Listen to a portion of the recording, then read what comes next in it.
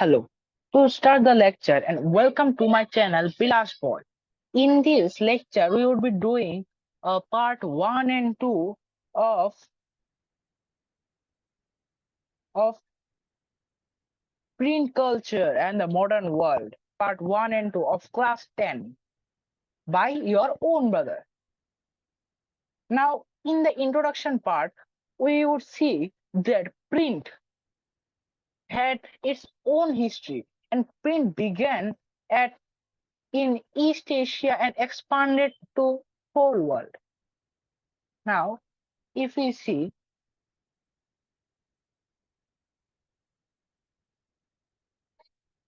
uh, print began at East Asia and expanded to whole world. Now, print developed in where? Not in Europe. It developed in East Asia and expanded to whole over the world. In 16th century, books were made in royal workshops in India. We know that uh,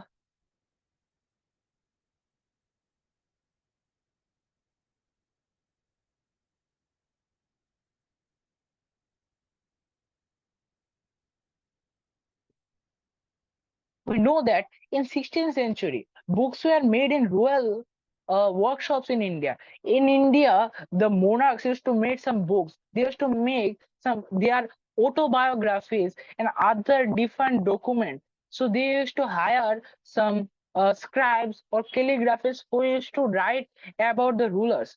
Okay, so printing technique or writing books were much prevalent in India from an early part of history.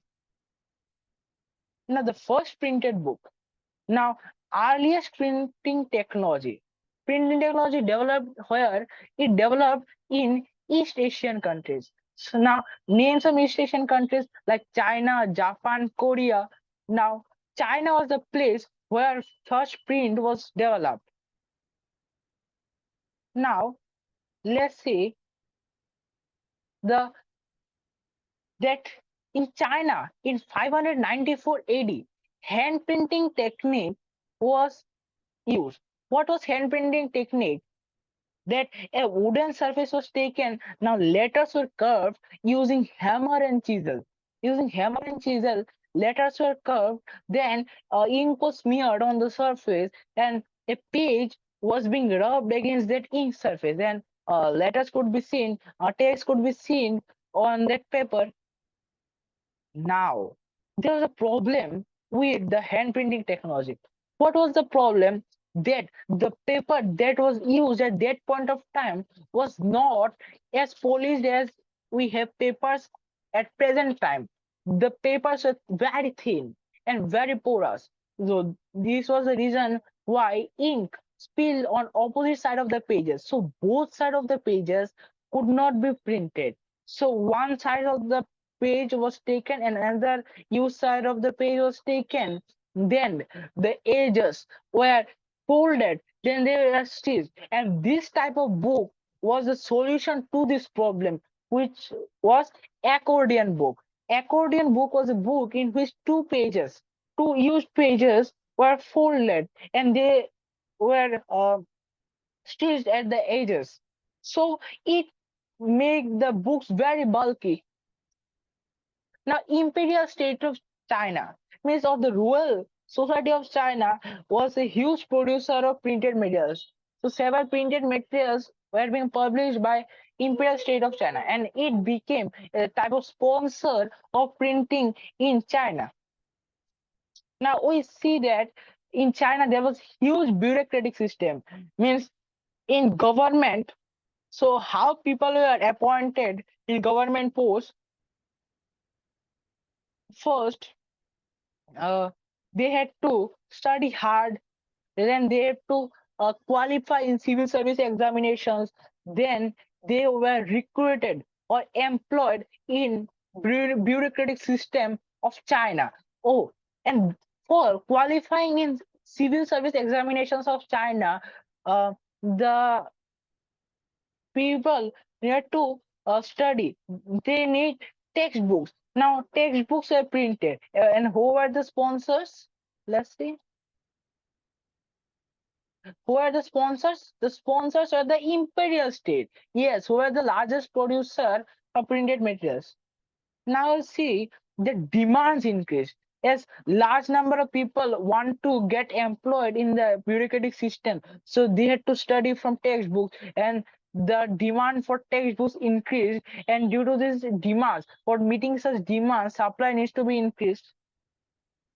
Now urban culture bloomed, means people move to cities in search of jobs, in search of occupation, in search of good food, good home, etc. So, in this manner, urban culture or city culture grew or bloomed like a flower. How a flower gradually grows or blooms from a small bud. In this way, a urban culture bloomed out of scratch. Now, urban culture bloomed, and what was common about urban culture that people liked reading books, and it became a very leisure activity. Means it was a very ordinary activity. When people get time, they like to read books. Nowadays, people spend time in mobile phones. At that point of time, reading book was very entertaining for the people. Okay, it was very common among the urban culture. Now I see that merchants, not only scholars, not only aristocrats, the merchants also use printed materials. Why they use printed materials?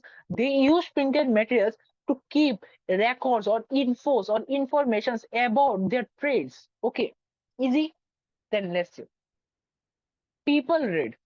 So urban culture bloomed. People started reading books. So what do people read? So different sectors of reading grew. Different sects of uh, books grew. Some are fictional stories, some are romantic stories, some are poetry, some are autobiographies. So different sections of books were available in the market, and people. Uh, it was a very leisure activity for the people. Okay,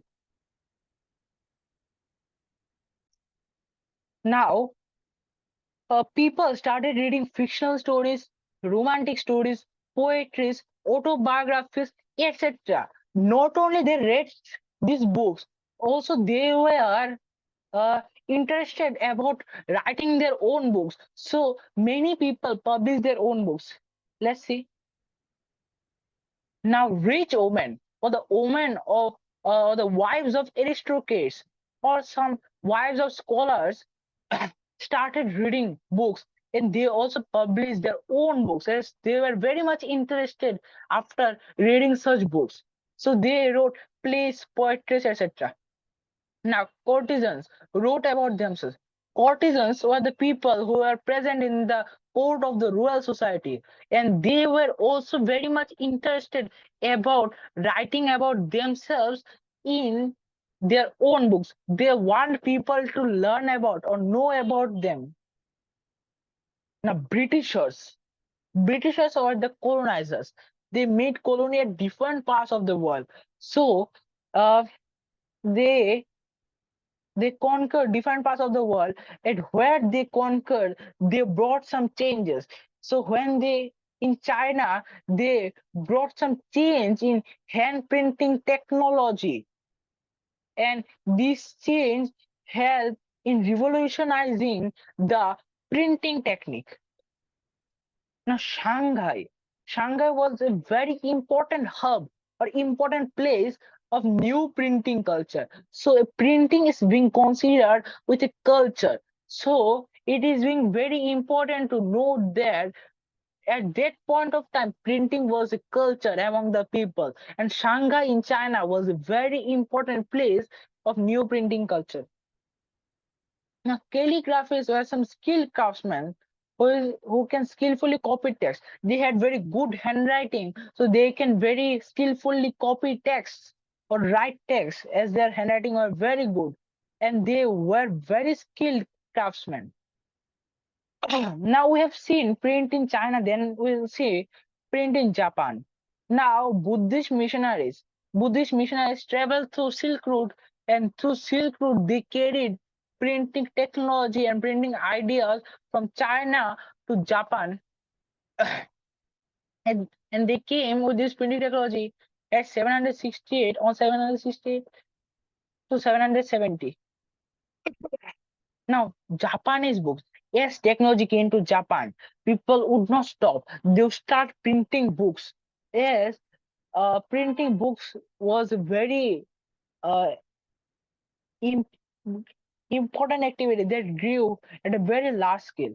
Now, in 1860, the first printed Japanese book, the Diamond Sutra, the Buddhist Diamond Sutra, was printed, and it had 6 sheets of text and woodcut illustration. Means it had some text sheets and it had some woodcut illustration. Means wood was taken and some images or illustrations were carved using hammer and chisel, and imprints were made which was included among the text of the book. Now, as print culture uh, was revolutionized, now several visuals were or pictures were printed on textiles or the clothes that people wore, and visuals are also printed on playing cards. Then visuals are printed on money. Now we can see that in our present in our India, we have picture of Gandhiji on our Indian rupees.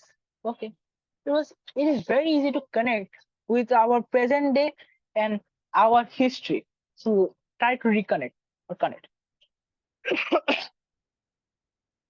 Now books were cheap and abundant.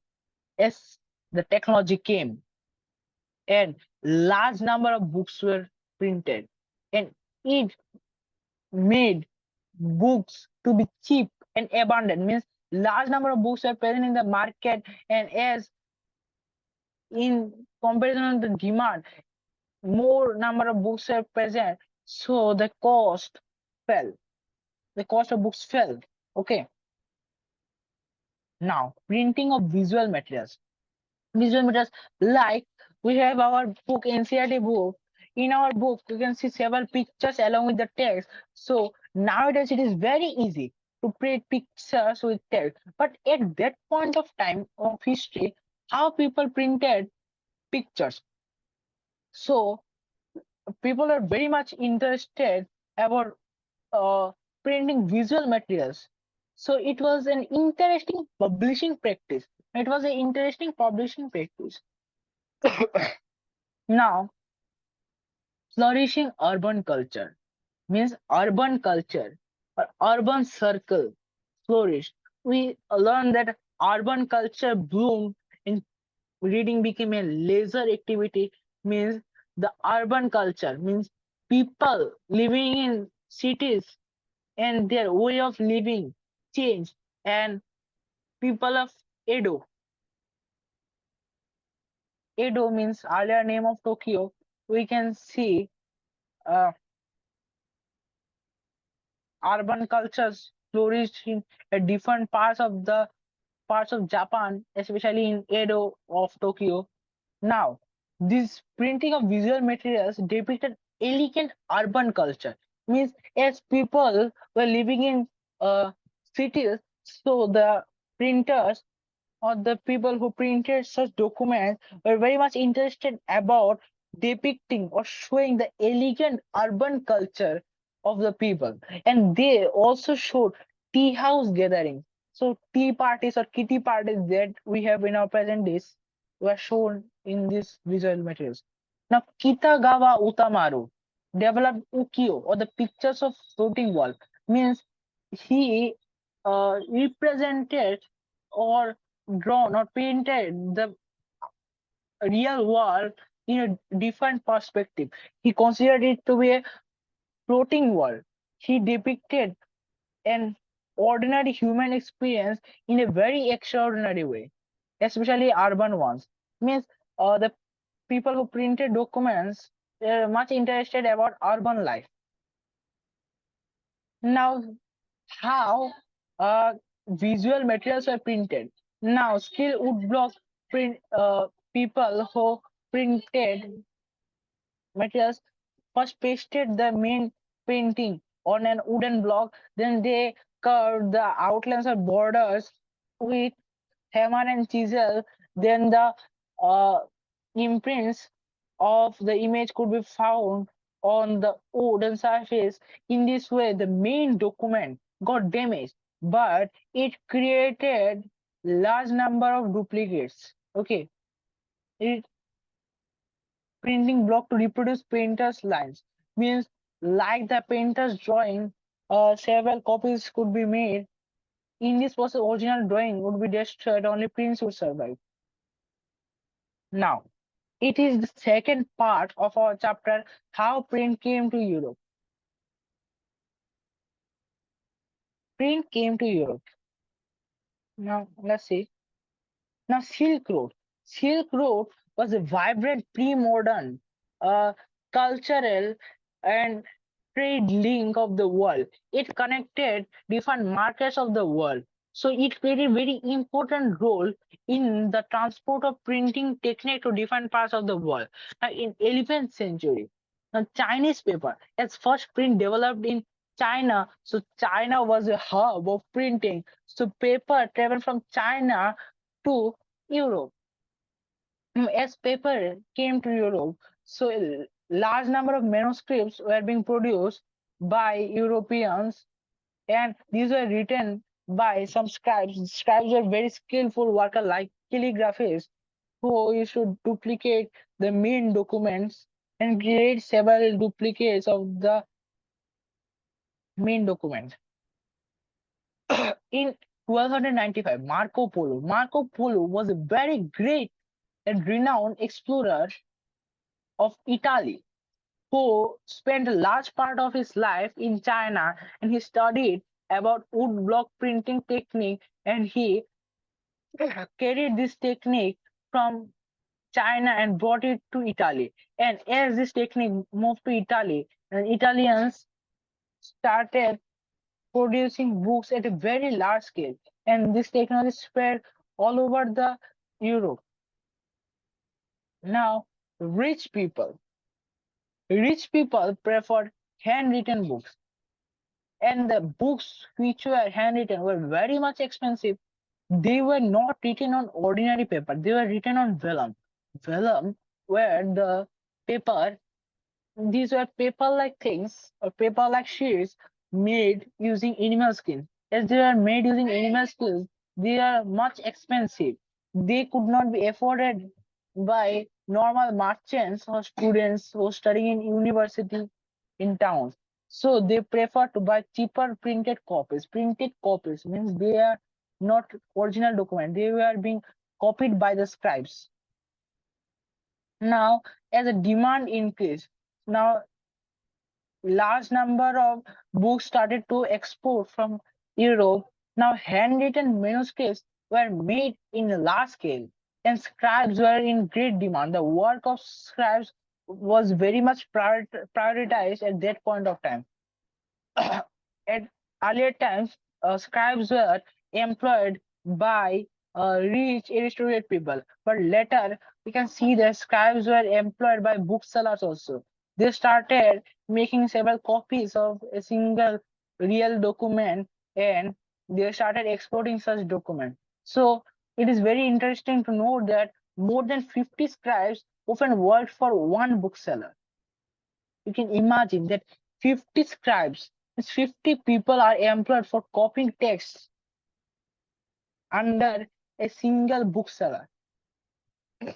Now, there are some cons of manuscript or some disadvantages of manuscript that as the scribes were at a very high demand, so their work was very prioritized, and so their work was very expensive also.